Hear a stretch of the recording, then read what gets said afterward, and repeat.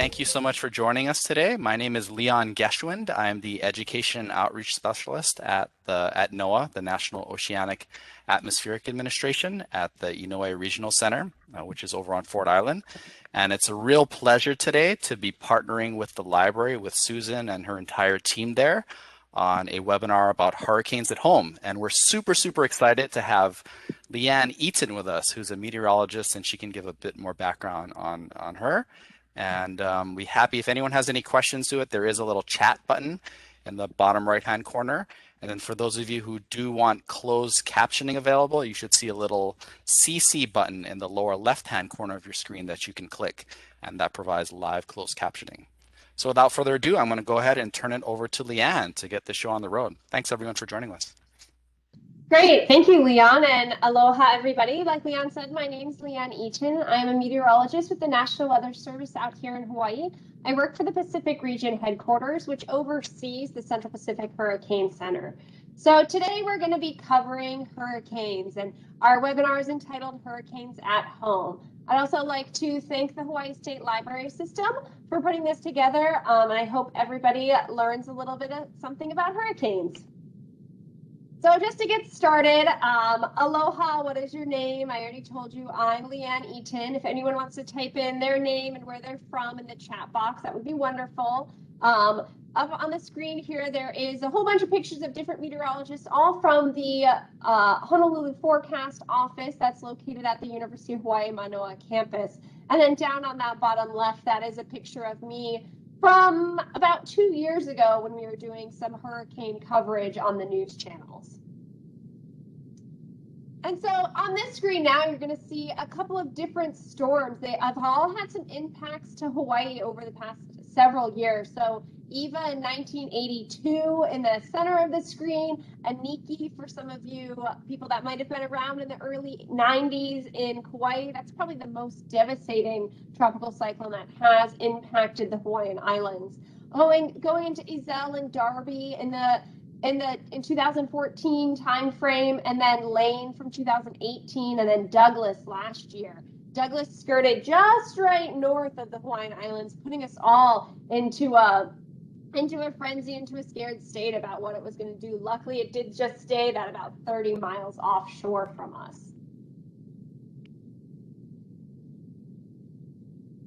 But does everybody know what a meteorologist is? So I've said that I work for the National Weather Service, I'm a meteorologist, Does everyone know what a meteorologist is? No, right? So it's kind of a confusing term because you see the word meteor and you're thinking like outer space, rocks in outer space. But a meteorologist is actually somebody who studies or forecasts the weather. So that term is from a long time ago, and because a meteor actually just means a suspended particle in the atmosphere. And so it's transitioned over time.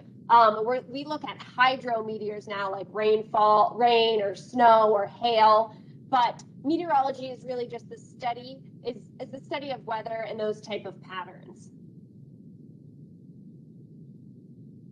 And so let's get back into our tropical cyclones. So this is where it can get a little bit confusing. So a tropical cyclone is just the generic term that's used to describe that rotating, organized system of clouds and thunderstorms that originates over tropical waters. So tropical cyclone encompasses all of the words, all of these different stages, from tropical disturbance to tropical depression, tropical storm, and then hurricane. And so those are all considered tropical cyclones. But if we're at a tropical disturbance, that's the lowest phase. There's no wind classification with it yet, but that's when the meteorologists are starting to look at that area of thunderstorms that are starting to circle around each other, start to do a little dance with each other, and then it starts to develop a little bit more. And this is when it becomes a tropical depression. That means that the winds haven't quite reached 38 miles or 39 miles per hour yet. So it's somewhere usually tropical depression is 25 miles per hour to 38 miles per hour. We're starting to see that turning rotation. And then we reach tropical storm strength. So that's a little bit stronger. It's got winds in that 39 to 73 mile per hour strength. And then also at this stage is actually when it starts to receive its name. So we'll get into that in just a little bit, but something to remember, from tropical depression, we don't have names associated with these tropical cyclones, but once it reaches tropical storm, it receives its name. But we'll cover how it gets its name in just a little bit. And then finally, it's classified as a hurricane once it reaches 74 miles per hour or greater. And then within the hurricane, there's 5 different categories. It just increases, the wind strength just increases as your category number also increases. And then in the Westpac, a hurricane and a typhoon are the same thing. It's just once it crosses that date line at 180, they call them typhoons. But it's the same type of system, same wind speeds associated with it, but typhoon comes from the Japanese word. So what are the parts of these hurricanes that we see? So a hurricane's going to have 3 main parts to it. And so this image that we're seeing here, this is a satellite loop, or an infrared satellite loop from Hurricane Lane back in 2018. So what's one thing that really jumps out at you right here? Is it the deep colors around the circle? Maybe it's this, just the center right there that's really clear. So those are the main parts of this hurricane. Right around that clear center is what we call the eye wall. The eye wall is where you're going to see the strongest winds. And then as you move out from that eye wall, they get weaker. And then that clear part that you see right down through the middle, that's the eye. In hurricanes or in tropicals, once they develop into a hurricane, that's when we start to see the eye. And in there, there's actually really calm winds with that eye wall right around it with the strongest winds. And then the other things that we can notice, these orangey red colors that are spiraling into the hurricane, those are the outer bands of the hurricane. And then within these outer bands is a lot of times where we're going to see some heavy rainfall, the thunderstorms. There's also potentially tornadoes within these outer bands also.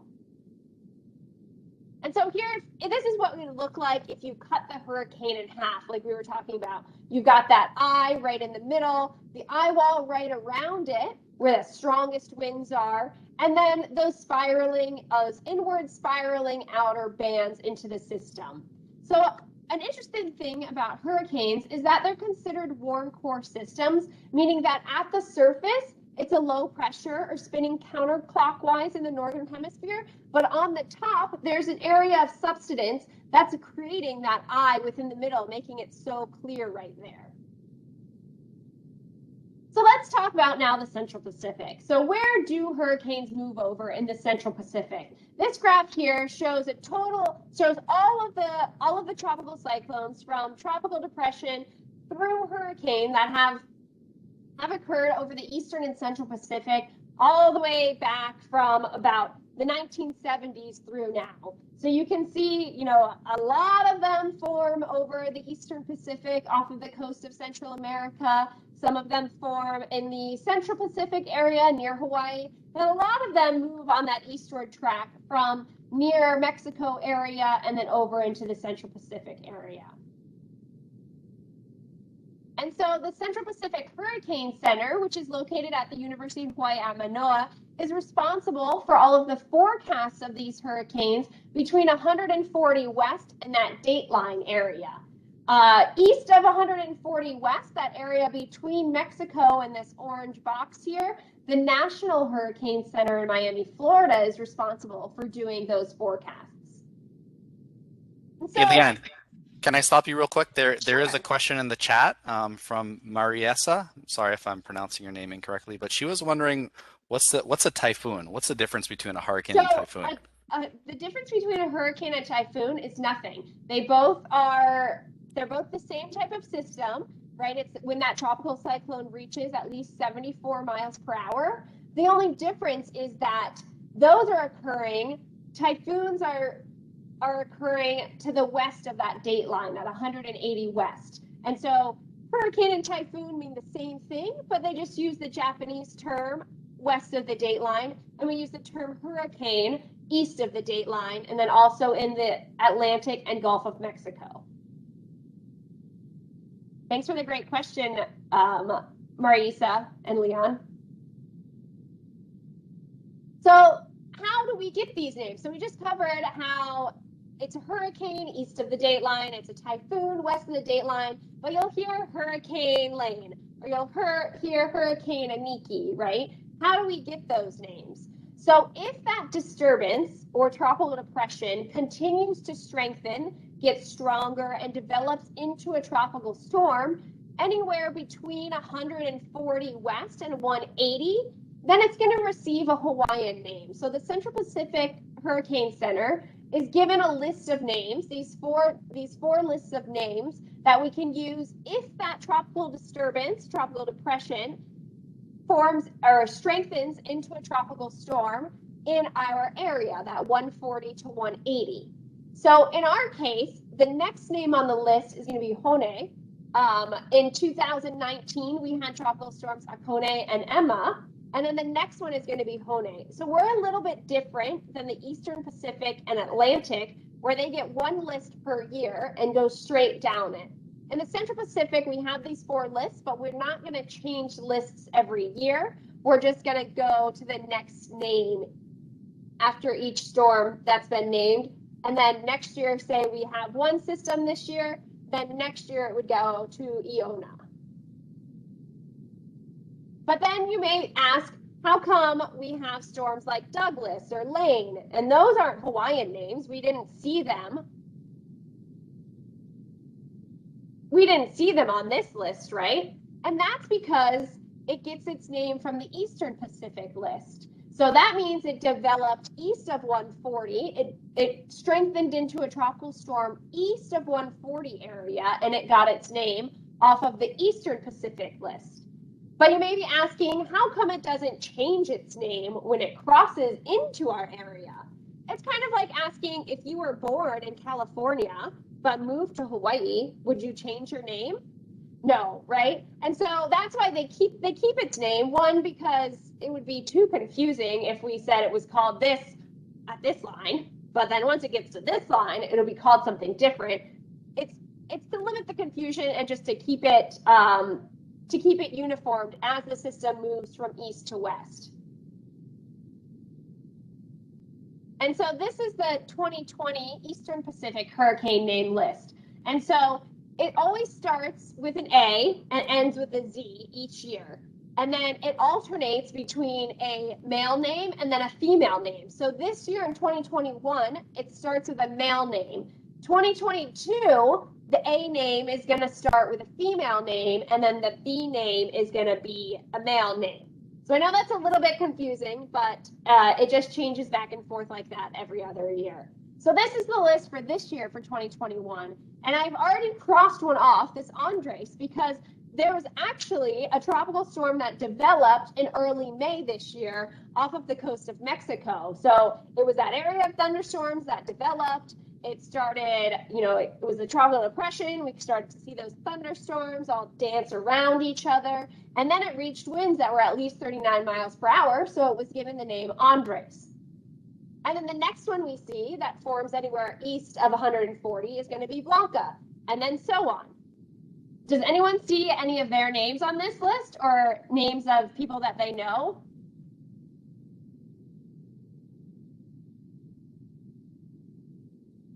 You can write it in the chat if you do, or any names that you might think are funny, like an Olaf.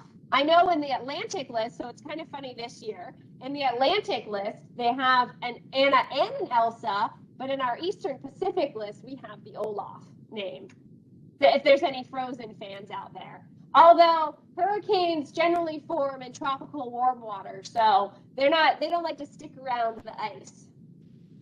So I'm sure some kids might be wondering, do you come up with these names, or who comes up with these creative names, Leon? Yeah, so the names are actually from the World Meteorological Organization. They come up with these names. And another interesting thing is that in the Eastern Pacific and the Atlantic names, there's a list every 6 years, and there's a list and it gets reused every 6 years. So if you remember 6 years ago in 2015, there was actually an Olaf, right? Or Ignacio and Jimena, these ones came, and Guillermo, these ones came close to the Hawaiian Islands, but they'll get reused every 6 years unless they get retired. Kind of like an athlete that their jersey gets retired if they're an amazing player.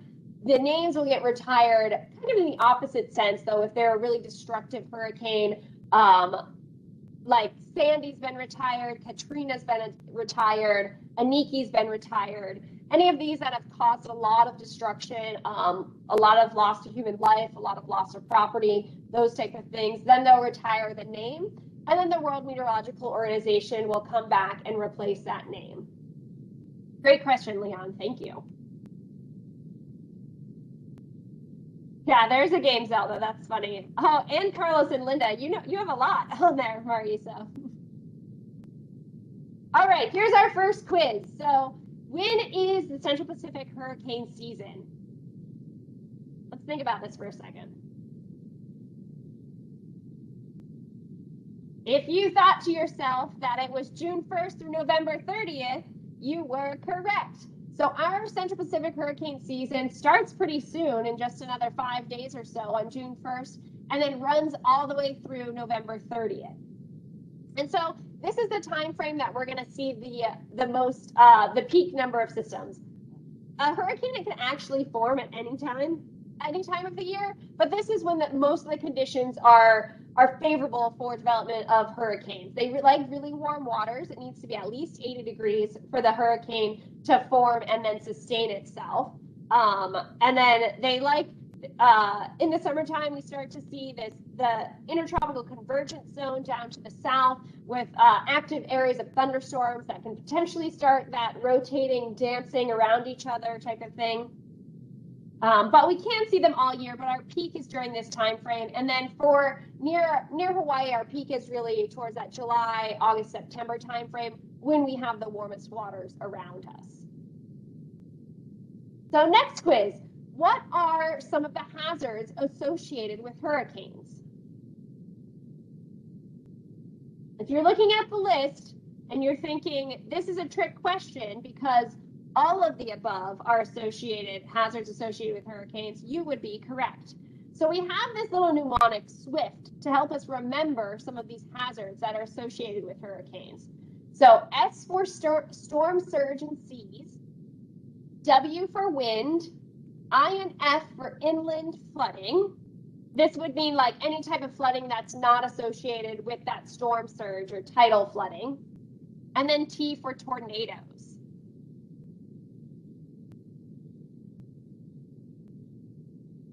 So storm surge is the amount of water that you're going to see above the normal tide level due to these systems. So the video on the left is on the Big Island of when a system is really just passing to the south of it. But you can see that the normally sandy beach or normally exposed beach has been covered by this incoming storm surge due to Tropical Storm Flossie passing by.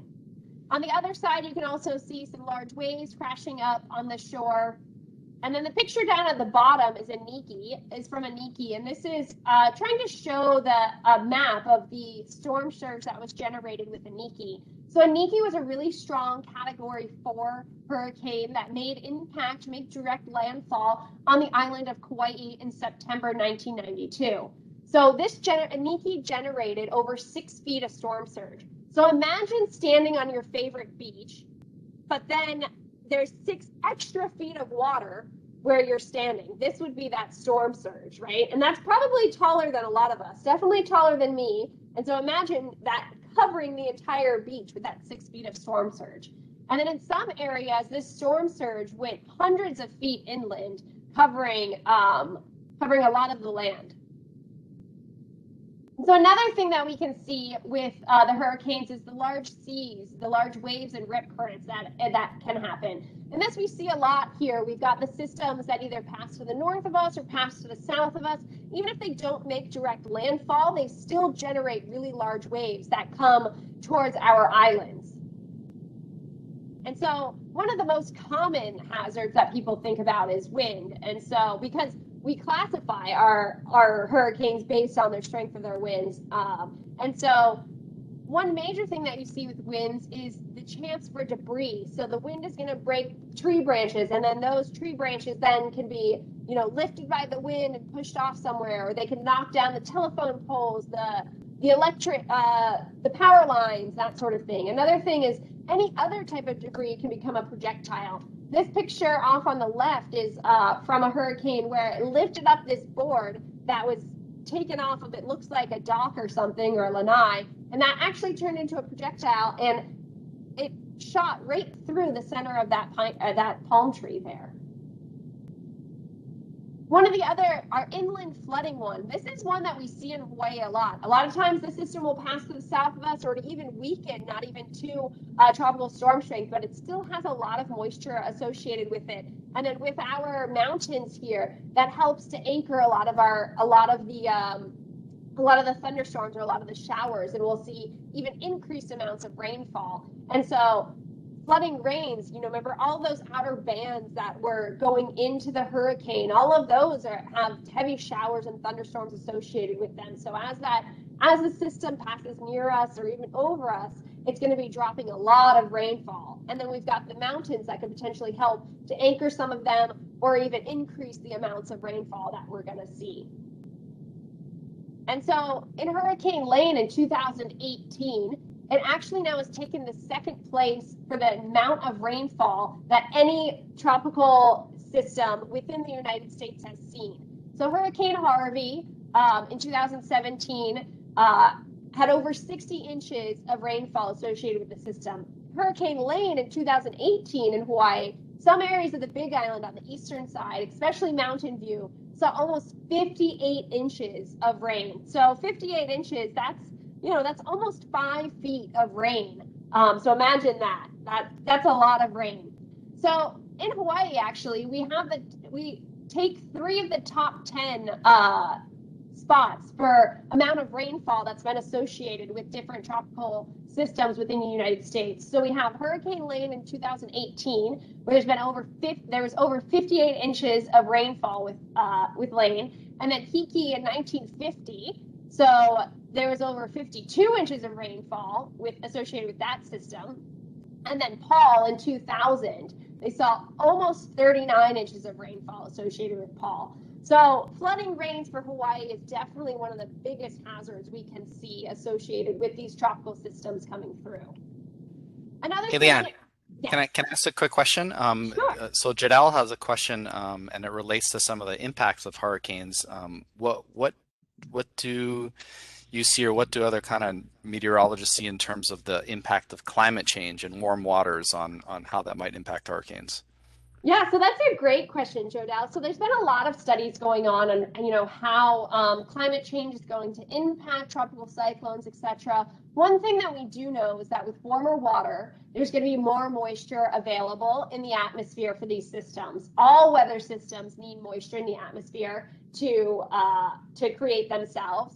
And then another thing that we know about hurricanes is that they love warm water. So if we see more warm water around, there's the option for these systems to generate and then also live longer. So that's one of the things that we're looking at for Hawaii. As we see this warm water spread closer to us, it could allow for these systems to stay stronger as they move closer to the islands. Another thing that a lot of studies have shown is that there's potential, in the long-term studies, they've seen somewhere in the 10 to 15% increase in the amount of precipitation, the amount of rainfall associated with these systems, and then also somewhere in the 1 to 10% increase in wind speeds associated with these systems due to this overall climate change. So, the hurricane threat doesn't go away with climate change. It can actually exacerbate some of the hazards associated with it. And then same thing, when starting to see sea level rise also, we've already, even right now in Hawaii, we've got, above normal water levels with these high tides that are causing some nuisance flooding around the state. With exacerbated sea levels or higher sea levels, storm surge can also become a bigger threat also. Yeah, great question. And then finally, on our last list of hazards associated with hurricanes, we've got tornadoes and waterspouts. So in those outer bands, any of those individual thunderstorms there could have tornadoes in them or waterspouts if it's over the water area. Luckily we haven't seen too many of these here in Hawaii, but it's not out of the question that we could see it. And so we'll just get into a little bit on how do we predict the weather and track these hurricanes. We use a lot of different things. We've got surface observations from land stations, from ships and buoys. We have upper air data from these weather balloons we send up. So the picture towards the bottom of the screen here, you see a man holding a large balloon. That's what we call a a dropson or a RAOB, or not a dropson, sorry, a RAOB, upper air balloon, or sounding. So what they do every day, at 2 a.m. and 2 p.m. Hawaii time, they send these balloons up from Hilo and Lahui. And as they go up, they collect the temperature and the dew point and the winds. And so we're trying to get a profile of the atmosphere. And this is going to help tell us, what may happen, or, is the atmosphere stable or unstable? What type of things are happening? So they also fly airplanes around hurricanes and through them, and they drop sondes through them, and they do the same thing. Instead of going up with a balloon, they drop down to get the profile of the atmosphere to see what kind of conditions are around the hurricane right now and what it's going to head into, to try to determine if it's going to strengthen, stay the same, or weaken. Another thing we use is satellites. We also have the weather radar, and then a lot of computer models that we use to predict and then track hurricanes. And so, like I was saying, yes, the hurricane hunters do fly airplanes around and into the hurricanes. This is a picture of the one hurricane hunter flying into the eye of Hurricane Lane. When they're in the eye, they drop those dropsons down to try to get all of the recordings that they can, the pressure, the wind speeds, etc. from it.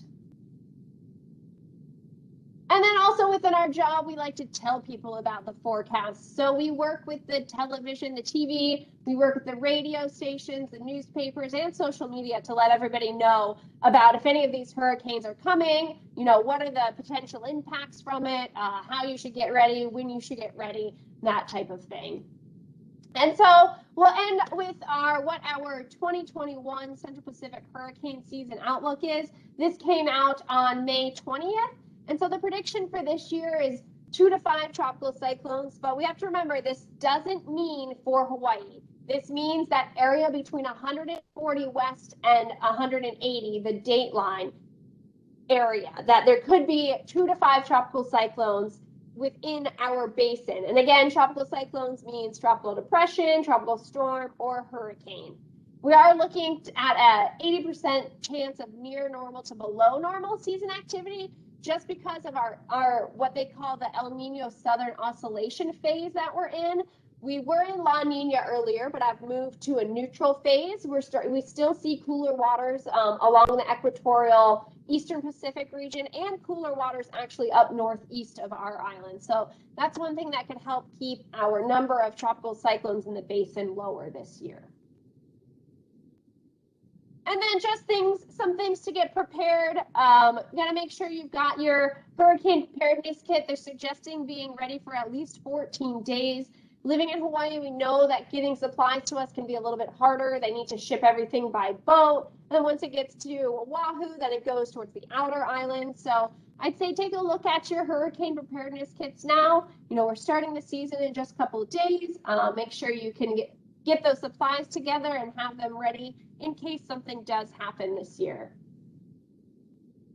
And so for any of you guys out there, you can also visit ready.gov/kids. They've got a lot of great materials on how to be prepared for hurricanes, checklists that you can download and print out, and that sort of thing.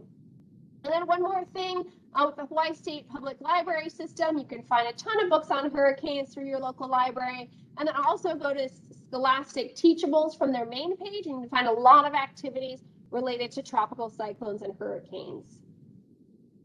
And so with that, we'll end our webinar. But if you've got any questions, we'll stick around. Please put them into the chat, and we can get those answered for you.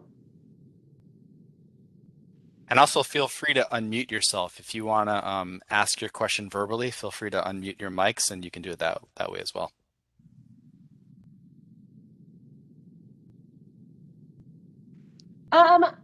Lawrence, great question. Very rarely are they going to be forming in the west and then traveling to the east. A lot of times we'll see that they will form in the east, move along to the west, and then kind of curve up towards the north, usually past Hawaii. And then once they start to weaken and they no longer can influence, the actual system no longer influences their motion, potentially it could get swept back up and head off in a very far northeast direction.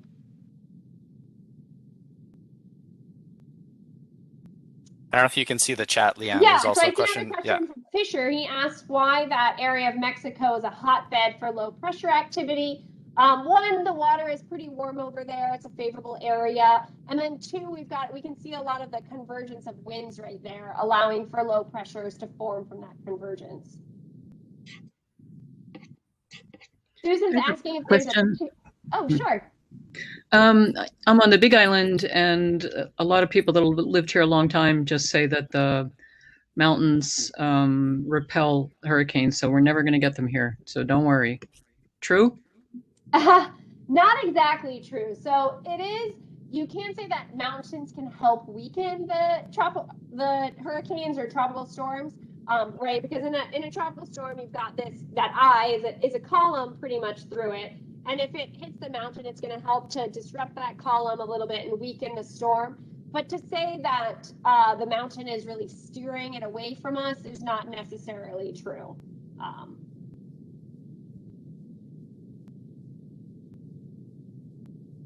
So Susan asks, is there a particular area around the Hawaiian Islands that attracts hurricanes?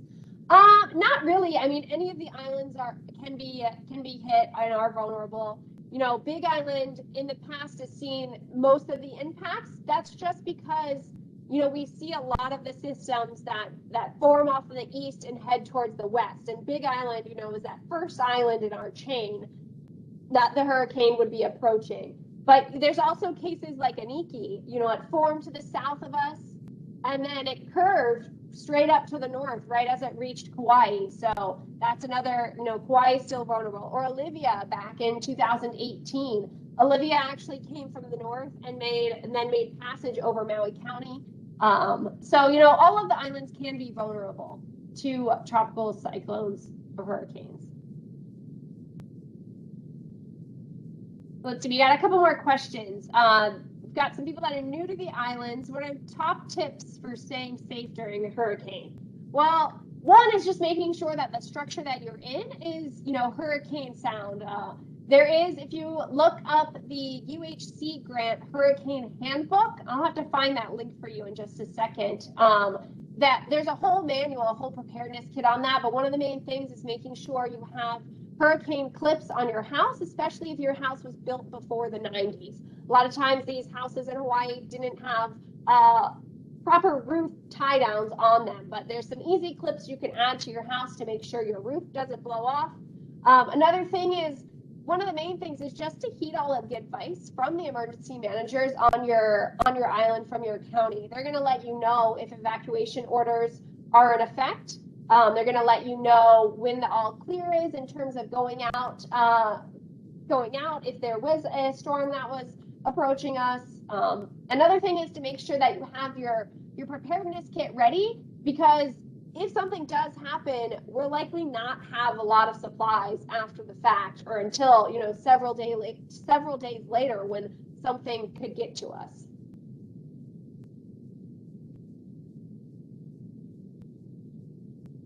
Anybody have any other questions? Oh, I see one more in here. Do you guys work with NASA? So we work with NASA. This photo is from NASA, and it was just taken from, I believe, from the space station, just looking down on Hurricane Lane. So we don't directly work with NASA, but, you know, if they take cool images of hurricanes, we'll use them, and that sort of thing. If there aren't any other questions, maybe Leanne, I know we have a number of students on this call. Maybe you can just talk briefly about your experience and how you got into being a forecaster and what, you know, maybe if you have some advice for the kids who might be interested in that type of career path. Yeah, no problem. So I got interested. I wasn't one of the children that just loved weather my entire childhood, but you know, I got to college and I was looking for a major that was really heavy into the sciences and heavy into the math, and I really liked those two areas.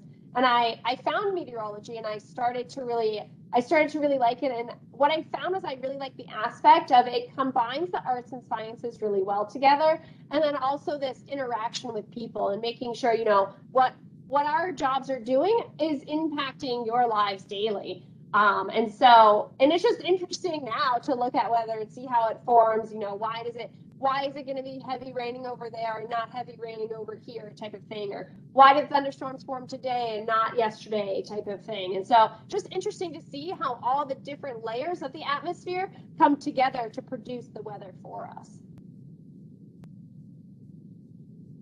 And so I would say, if you're interested in weather now, keep looking into it, and just know that you're going to be taking a lot of math classes and a lot of science classes, but don't let that scare you. I mean, just keep working at it, and everybody can do it.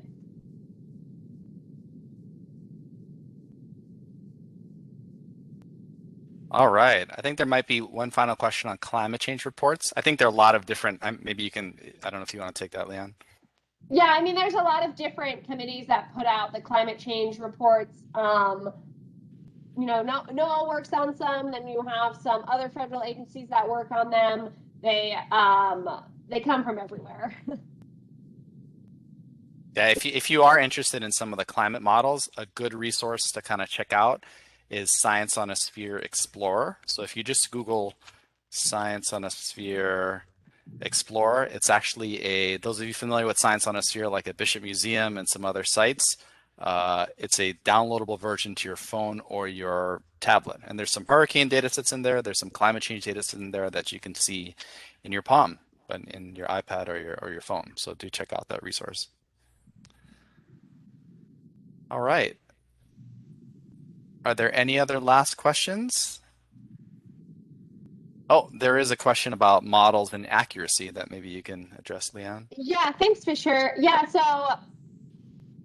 we can't say that right now because every system is different in terms of what model is performing better than the other one. And so we look at these spaghetti plots though just to see get a general overall confidence in the models, right? If all of the spaghetti lines are close together, we could say that there's a higher confidence in this forecasting trend. But if we start to see one model going off to the left, the other model going off to the right, one going up the middle, there's going to be a low confidence in that. None of the models really have an idea of what's going on yet. And so it's hard to say which model performs better because each case is different. In some cases, it could be model A, in some other cases it's model B, and you can't say, well, because model A did great for this storm, it's going to do great for this next storm. We can't. It's not that smart yet.